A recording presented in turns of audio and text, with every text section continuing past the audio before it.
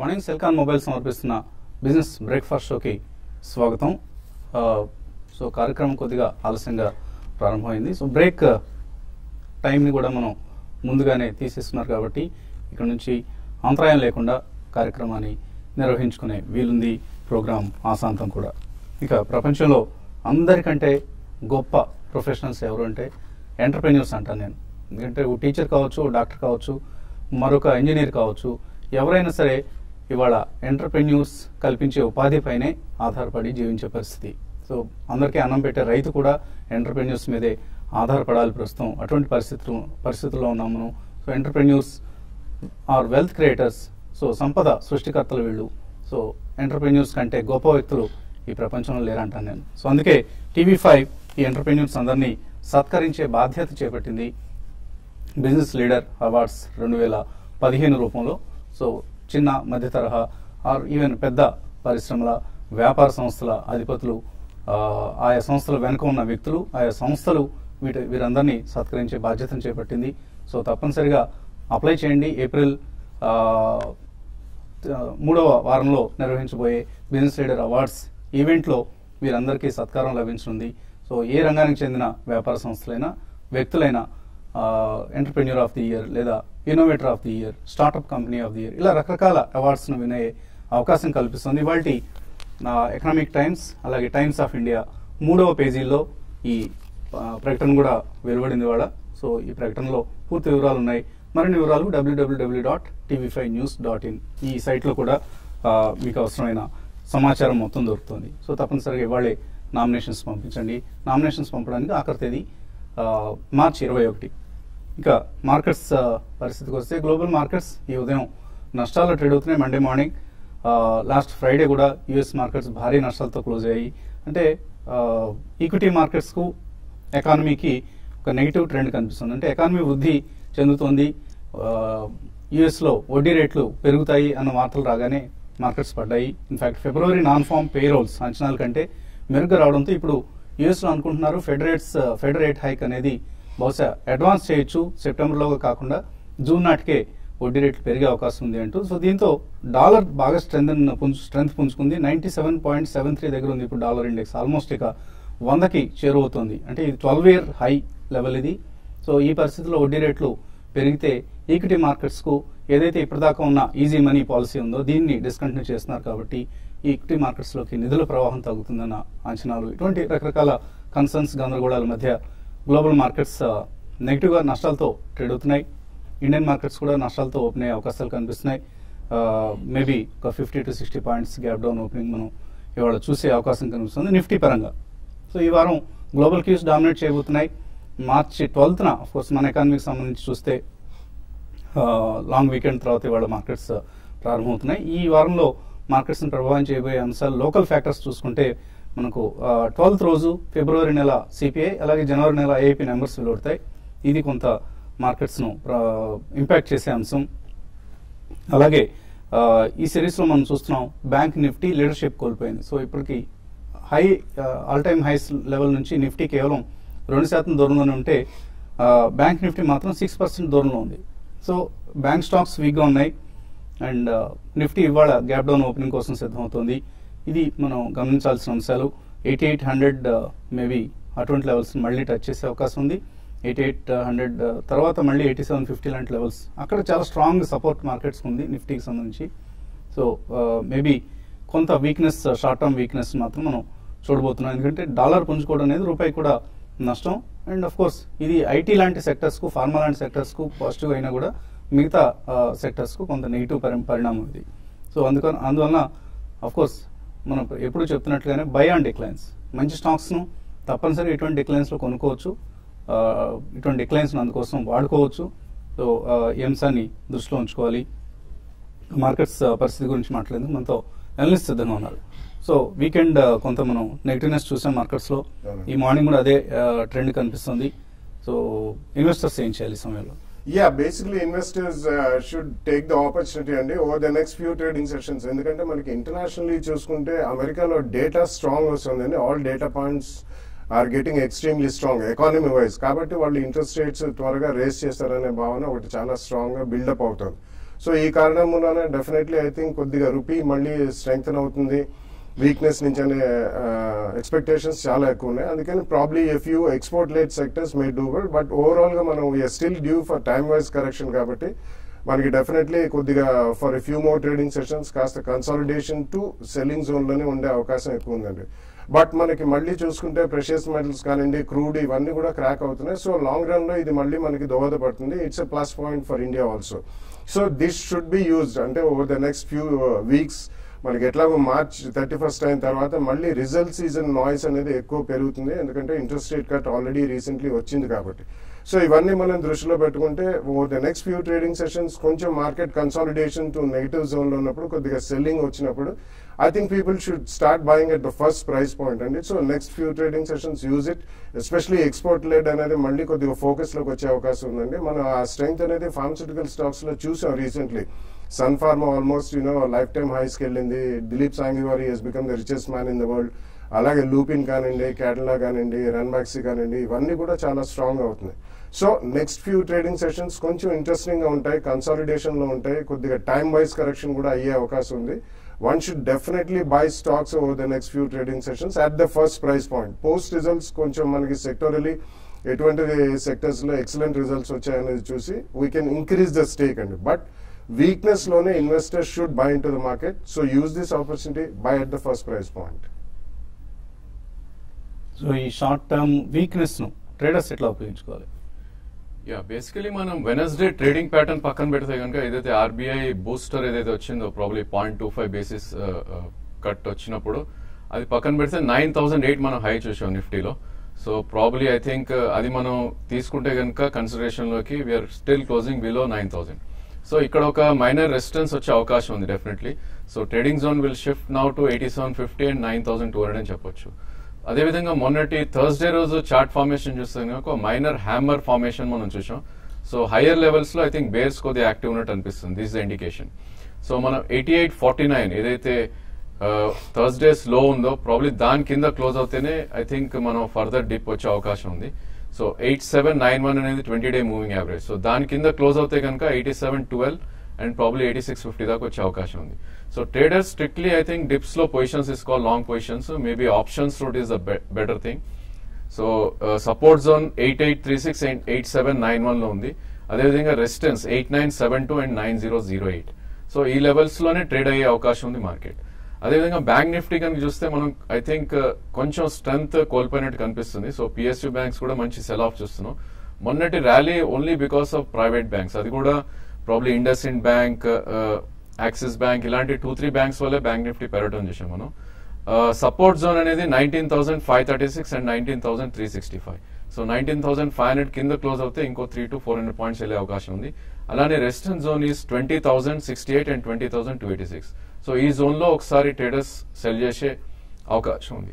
So probably I think we should trade in these levels. అదేవిధంగా కొన్ని stocks చూసాం మనం. Basically I think pharma space లో star and sun pharma ఈ రెండు కూడా లైఫ్ టైమ్ హై బ్రీచ్ అవడం చూసాం. సన్ ఫార్మా ఎస్పెషల్లీ, స్టార్ కూడా 19th month హై ఏదైతే ఉందో అది బ్రీచ్ అవడం చూసాం. సో ఈ రెండు పర్ఫార్మ్ చేసే అవకాశం ఉంది.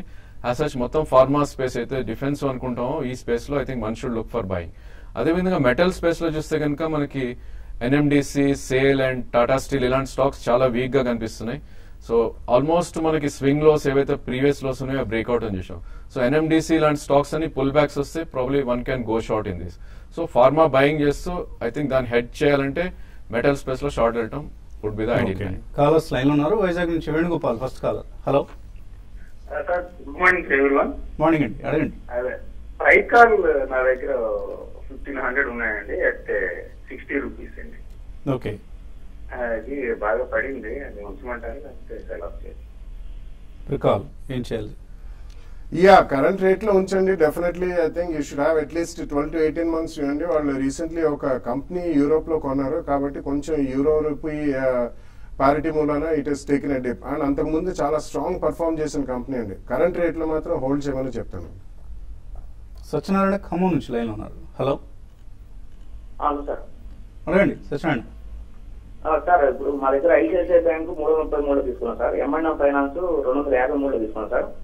ఐటీ రియల్ ఎస్టేట్ 79 లో తీసుకున్నాం సార్. వీటి గురించి కావాలి సార్. సో అన్ని హైబ్రిడ్ స్టాక్స్ లో ఉన్నారు ఆయన. Yeah probably ICICI bank is hold అండి. ఇక్కడ నుంచి కూడా మేబీ 3 to 4% కరెక్షన్ అయ్యే అవకాశం ఉంది. So ICICI bank you can hold with some stop loss. M&M Finance is a weak stock, so I think any pullback probably the maximum 280 285 దాకా pull back వచ్చే అవకాశం ఉంది. సో అక్కడ ఎగ్జిట్ అవుట్ ట్రై చేయండి. అదేవిధంగా 240 కింద క్లోజ్ అవుతుంది, stop loss పెట్టుకుని you should exit the position. Hyderabad నుంచి కీర్తి లైన్ ఉన్నారు. హలో హలో అడగండి కీర్తి. హలో హలో యా మీ పేరు చెప్పండి. నా పేరు కీర్తి అండి. నా దగ్గర 100 టాటా ఎలక్సీ ఉన్నాయి. నేను 5 years బ్యాక్ 220 లో కొన్నాను. అది హలో ఇప్పుడు అది బాగా రైజ్ అయింది సార్. రీజన్స్ తెలియట్లేదు ఎందుకు అట్లా రైజ్ అయిపోయిందని. ఎగ్జిట్ అవ్వచ్చా లేకపోతే అలాగే కంటిన్యూ కావచ్చా? ఆందోళన చెందుతున్నారా పెరిగిందని? పెరిగిందండి. పెరిగింది, సంతోషంగా ఉన్నారా? ఏం సార్ పెరగడం సంతోషదాయకమే కదా మీకు? సంతోషమే కానీ అది ఇంకా కంటిన్యూ చేద్దామా దాన్ని తీసుకుందామా? ఆయన షాక్ తిన్నట్లుగా ఉన్నారు. ఎందుకు పెరిగింది ఏంటి అసలు? Tata Elxsi. Yeah, basically it's shaping out to be a very niche company అండి. యాక్చువల్లీ వాళ్ళు విజువల్ గ్రాఫిక్స్ కానివ్వండి, ఎంబెడెడ్ సాఫ్ట్వేర్ లో వాళ్ళు చాలా పైనీర్స్ అండి. సో రీసెంట్లీ మనకి ఒక లాస్ వేగాస్ లో ఒక షో అయింది. ఈవెన్ ఆటోమొబైల్స్ లో hi tech automobiles and futuristic automobiles ఒకటి. And secondly embedded software is going to be the place అండి. పోను మనకి ఒక చిన్న చీప్ ఆర్ డివైస్ లో ఎంబెడెడ్ సాఫ్ట్వేర్, అందులో వాళ్ళు చాలా head of many other companies. So technology companies లో కూడా చాలా నీష్ పొజిషన్ ఉన్నారు. ఇంటెలెక్చువల్ ప్రాపర్టీ బేస్డ్ కంపెనీ కాబట్టి అది అలా భారీగా పెరిగింది. చాలా రోజులు అండర్ వాల్యుయేషన్ ఉండిందండి. So nothing to worry. ఒకవేళ మీ దగ్గర బాగా క్వాంటిటీ ఉంటే మాత్రం మేబీ అరౌండ్ 1500 to 1700 జోన్ లో కొద్దిగా maybe about 1/4 of the quantity profit book చేసుకుని rest of it keep it అండి. Right the way over the next 2-3 years it's going to be one of the finest IT companies. తర్వాత caller Nizamabad నుంచి Raj Kumar. Hello నమస్కారం అండి. నమస్తే అండి, అడగండి. మేము ప్రతిభ ఇండస్ట్రీస్ 49 రూపీస్ లో ఒక 1000 షేర్స్ తీసుకున్నాము. ఇది ఫండమెంటల్ ఎలా ఉంటది, ఇది తీసుకోవచ్చా? ఇంకేమి ఇంతకుముందు ఎన్ని షేర్లు కొన్నారు? ఒక 1000 షేర్స్ 49 లో తీసుకున్నామండి. ఇంకా కొనాలి అనుకుంటున్నారు ప్రతిభ ఇండస్ట్రీస్? యా బేసికలీ స్టాక్ అని చూస్తే లాస్ట్ 8 to 9 months లో ప్రాబ్లీ 22 నుంచి 66 దాకా ర్యాలీ అవటం చేసాం. సో ఇప్పుడు ఒక లాస్ట్ 3 months నుంచి కొద్ది మైనర్ కరెక్షన్ ఉంది. సో ఐ థింక్ మీరు ఇన్వెస్ట్మెంట్ కోసం అయితే యూ క్యాన్ హోల్డ్ అండి. ప్రాబ్లీ చార్ట్స్ పరంగా అయితే స్ట్రాంగ్ అని కనిపిస్తుంది.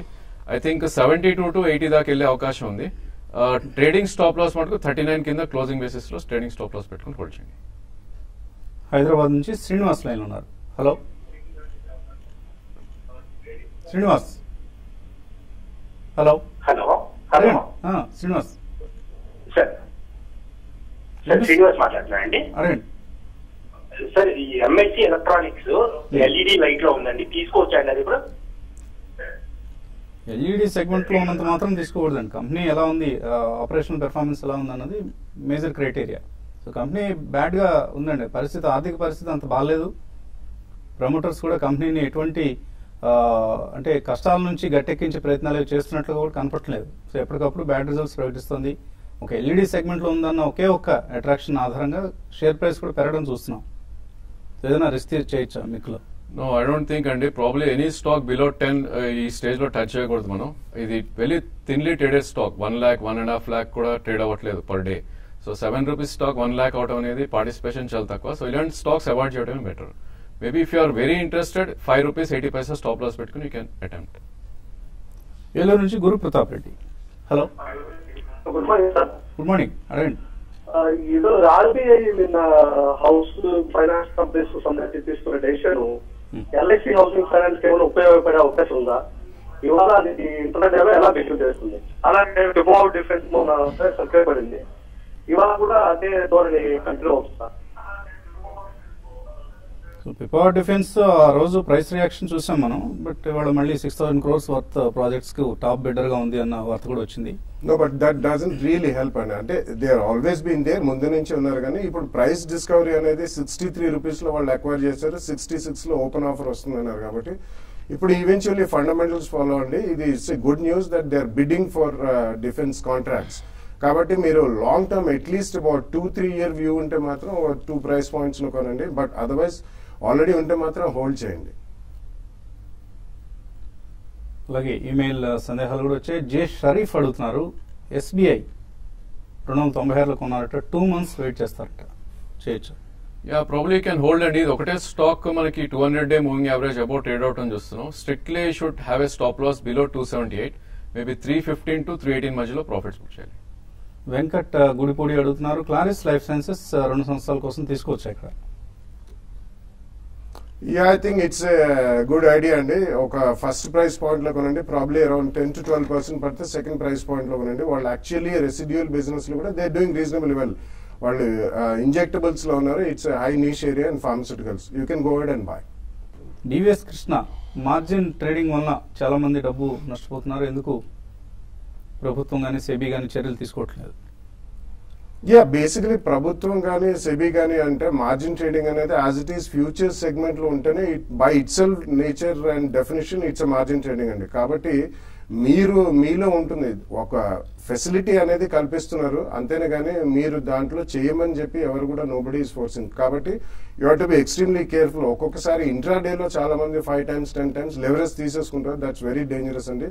So you should take care. It's not అంటే ఇట్లా మనకి చాలా చోట్ల ఎన్నో ఉంటాయి కానీ అది మన ఫెసిలిటీ కింద వాడుకుంటే బాగుంటుంది. వ్యసనం కింద వాడుకుంటే definitely will be subject to loss అండి. సో ఎటువంటి బలవంతం లేదండి, మీరు చేయాలనుకుంటేనే మీ రిస్క్ తీసుకోగలిగితే చేయొచ్చు. అదర్వైజ్ గవర్నమెంట్ ఏమి మీరు తప్పనిసరిగా చేయండి అని ఎవరిని ఫోర్స్ చేయట్లేదు కదా. బెర్జర్ పెయింట్స్ 238లో కొన్నారు సాంబశివరావు, అలాగే ప్రెస్టీజ్ ఎస్టేట్స్ కూడా కొన్నారు 278లో. ఏం చేయాలి? యా, బర్జర్ ఐ థింక్ ఒక కన్సాలిడేషన్ ఫేజ్ లో ఉందండి. Probably it's a good idea to buy. I think hold కూడా చేయొచ్చు మీరు డెఫినెట్లీ. మేబీ 198 and 185 మధ్యలోకి వస్తే we can add more. Prestige estates కూడా ప్రాబ్లీ రన్అప్ చాలా ఫాస్ట్ గా చూసాం లాస్ట్ కపుల్ ఆఫ్ డేస్ లో. మేబీ 5 to 7% లో you can add. Maybe 15 to 20% in next 3 months to 6 months వచ్చే అవకాశం ఉంది. అరవింద్ కుమార్ అడుగుతున్నారు, మణపురం ఫైనాన్స్ 70 రూపాయలు కొన్నారు, హోల్డ్ చేయొచ్చా సెల్ చేయొచ్చా? నాట్ ఎ గ్రేట్ ఐడియా అండి. ఎందుకంటే మన్నపురం ముత్తూతి రెండు కూడా ప్యూర్లీ గోల్డ్ బేస్డ్ లెండర్స్ అది. So it's a reasonably okay company. కానీ ఎక్కువ స్టేక్ పెట్టదు. ఒకవేళ కొనదలుచుకుంటే కూడా స్ట్రిక్ట్ గా స్టాప్ లాస్ పెట్టుకుని it's more of a trading rather than a pure play investment.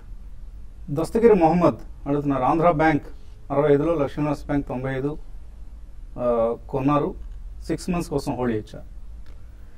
Andhra bank is not a good idea అండి. Probably it's trading very weak. So ఈ స్టాక్ మీరు 83.5 స్ట్రిక్ట్లీ స్టాప్ లాస్ పెట్టి you should hold the position. Any pull back maybe 92, 94 exit అవ్వండి. Lakshmi Vilas bank is a good idea. Probably 117 to 120 దాకా వెళ్ళే chance ఉంది. So please hold Lakshmi Vilas and Andhra bank లో exit అవడానికి ప్రయత్నించండి. సంతాల అడుగుతున్నారు, సుజలాన్ ఎనర్జీ 3 months కోసం తీసుకోవచ్చు ఇక్కడ? యా, 3 months కోసం అంటే probably you should have stop loss below 21. So 21 rupees stop loss పెట్టుకుంటే ఉంచొచ్చండి. You can always buy. Maybe dips లో కొనొచ్చు. 36 to 37 దాకా వెళ్ళే అవకాశం ఉంది. ఫెడరల్ బ్యాంక్ ఏప్రిల్ ఫ్యూచర్స్ తీసుకుందాం అనుకుంటున్నారు, తక్కడపాటి మురళి, తీసుకోవచ్చా?